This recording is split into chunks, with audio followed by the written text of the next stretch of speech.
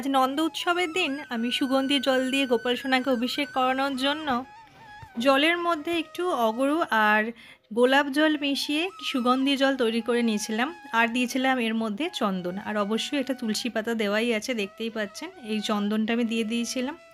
এবার আমি স্নান অভিষেক করিয়ে নেবো। আর স্নান পাত্রে বসানোর আগে আমি একটা স্বস্তিক চিহ্ন এঁকে তুলসী পাতা দিয়ে নিয়েছিলাম।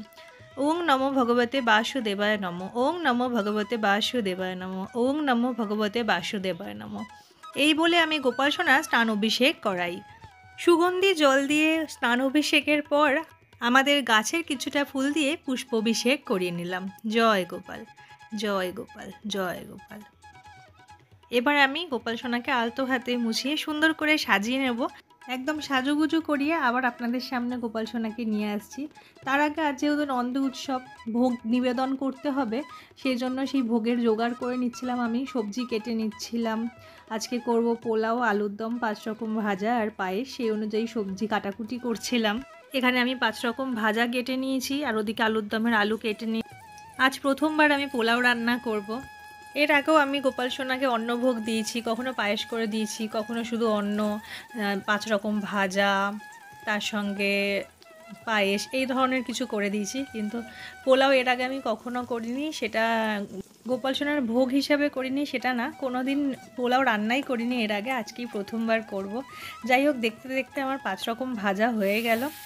এবার আমি আলুর দমে আলুটা ভেজে নিচ্ছি। আলুটা ভাজা হলে গোটা গরম মশলা ফোড়ন দিয়ে তাতে টমেটোটা দিয়ে, কুচানো টমেটোটা দিয়ে দিয়েছি। আর একটা মশলা তৈরি করে রেখেছি এখানে, এই যে জিরে, একটু ধনে, হলুদ, একটু লঙ্কা, নুন সব দিয়ে টমেটোটা একটুখানি কষে নেওয়ার পর জলটা দিয়ে ভালো করে নাড়ি চাড়িয়ে আলুটা দিয়ে দিয়েছিলাম।